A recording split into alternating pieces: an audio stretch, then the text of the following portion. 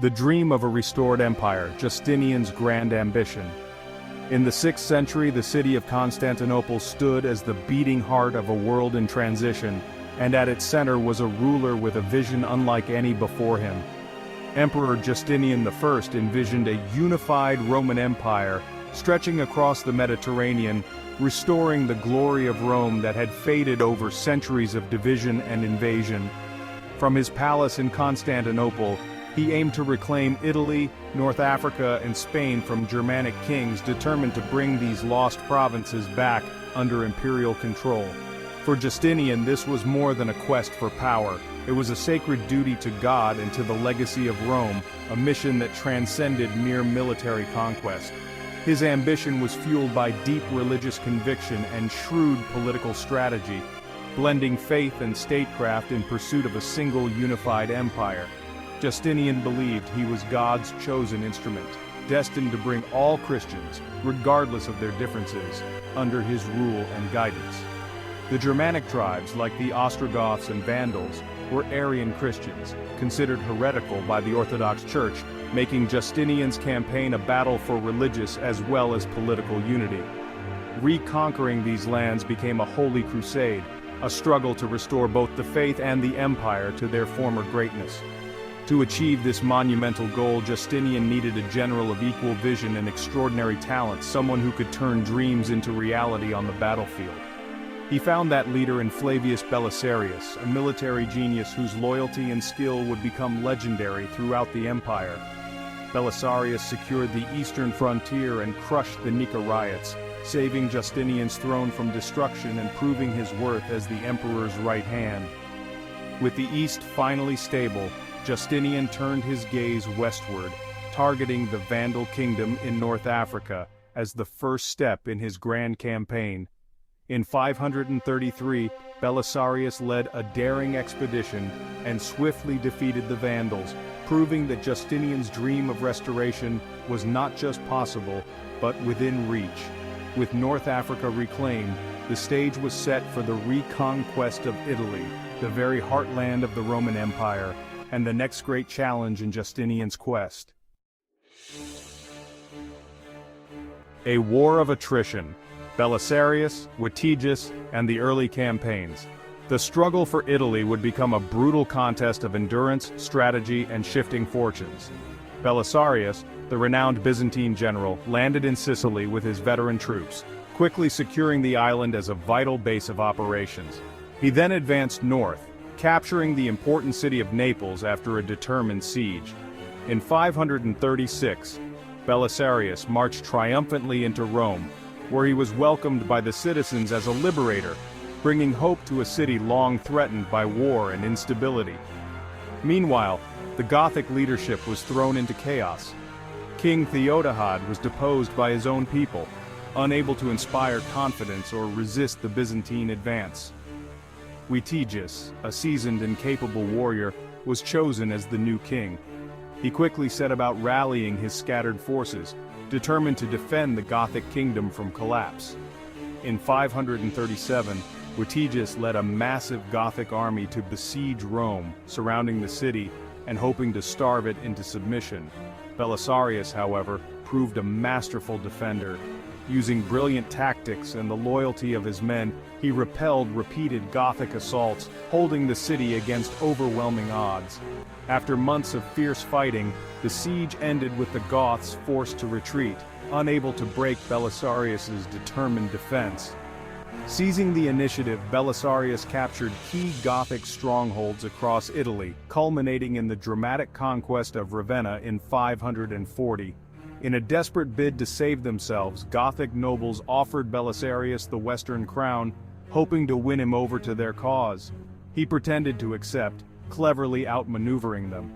Once inside Ravenna, Belisarius revealed his true loyalty, declaring the city taken in the name of Emperor Justinian. Vitiges was captured and sent to Constantinople, but Justinian, wary of Belisarius's growing fame and influence, recalled his general from Italy. This sudden withdrawal left Italy dangerously exposed, allowing the battered but resilient Goths to regroup and plan their next move. The war now entered a new, even more destructive phase, as the Gothic resurgence threatened to plunge Italy into further chaos and devastation. The rise of Totila, a new kind of Gothic king. Totila emerged as a charismatic leader, changing the war's course. Elected king in 541, he adopted guerrilla warfare, avoiding major battles. Totila initiated social reforms, winning popular support. He freed slaves, redistributed land, and gained the Italian people's favor. Totila reconquered southern and central Italy, undoing Belisarius's gains. In 544, Justinian sent Belisarius back with few troops. For 5 years they played a cat-and-mouse game across Italy. Belisarius briefly retook Rome but couldn't hold it. In 546, Totila captured Rome, leaving it deserted for a month. By 550, Totila controlled Italy, even raiding Greece. Justinian's Italian project was on the brink of collapse.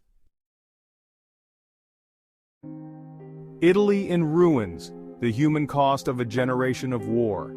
A land once vibrant and full of life now lies in desolation. 2 decades of relentless war turned Italy into a desolate wasteland, stripping it of its former glory and leaving behind a trail of destruction. Armies shattered society, leading to widespread famine and starvation. The struggle for survival became a daily battle for the people. Procopius described people eating acorns and grass, a testament to the dire conditions and the lengths to which people went to survive. The population plummeted, and the dreaded plague returned in 541, bringing with it a wave of death and despair. The plague of Justinian killed millions, spreading rapidly to Italy, leaving communities in ruins and families torn apart. War, famine, and pestilence left Italy a shadow of its former self, a haunting reminder of what once was. Rome, besieged 5 times, saw its population shrink drastically, its streets echoing with the silence of lost lives. Aqueducts were cut, and the Roman Forum became a pasture, a stark symbol of the empire's decline. Social and political institutions dissolved, leaving a vacuum of power and order in their wake. Hope for a swift return to Roman order vanished, replaced by a pervasive sense of hopelessness and despair. Italians faced imperial tax collectors and Gothic armies, caught between oppressive forces and struggling to survive. Survival was all that mattered, as loyalty was a luxury few could afford in such dire times. The dream of a restored Roman Italy became a nightmare, a haunting vision of what could never be reclaimed. By 551, Justinian realized time was running out for his Italian ambitions. The war was a costly embarrassment, with Totila's grip nearly complete. Justinian appointed Narses, a eunuch and palace administrator, as commander. Narses was fiercely loyal and had the emperor's trust. Justinian gave Narses access to the imperial treasury to raise a massive army. Narses assembled a diverse force of mercenaries and allies. Lombards, Herulds, Huns, and Persian defectors joined the Byzantine corps. In 552, Narses chose to march overland, avoiding Gothic strongholds. His advance signaled a final showdown with Totila. The empire staked everything on this last push to reclaim Italy. Narses's army was a potential powder keg of rivalries. Only his diplomatic talents could hold it together. The battle began with Totila's theatrical delay. He performed acrobatics to buy time for reinforcements. Narses remained steady, refusing to be lured out. Totila's reinforcements arrived, and he prepared for a massive cavalry charge. Narses's archers unleashed a storm of arrows. The Gothic charge was decimated by the crossfire. Few Goths reached the Lombard spearmen, who held firm. Narses's cavalry attacked, turning the battle into a rout. Totila tried to escape but was mortally wounded. The Ostrogothic army collapsed and the battle was over. Narses's victory was complete and decisive. The empire's triumph at Taginae was a turning point. The aftermath of Taginae was swift and brutal. The Ostrogothic army was shattered, losing its king and warriors. Narses marched south, capturing Rome with little resistance. The remaining Goths made a final stand at Mons Lactarius. With Tea's fall, the Ostrogothic kingdom ceased to exist. After 20 years, Justinian's dream came true. Italy was a province of the Roman Empire again. The Pragmatic Sanction aimed to restore Roman administration. Italy was a shadow of its former self, devastated by war. The restoration was short-lived and disastrous. The Lombards invaded, finding Italy almost undefended. The Gothic War paved the way for Italy's permanent division.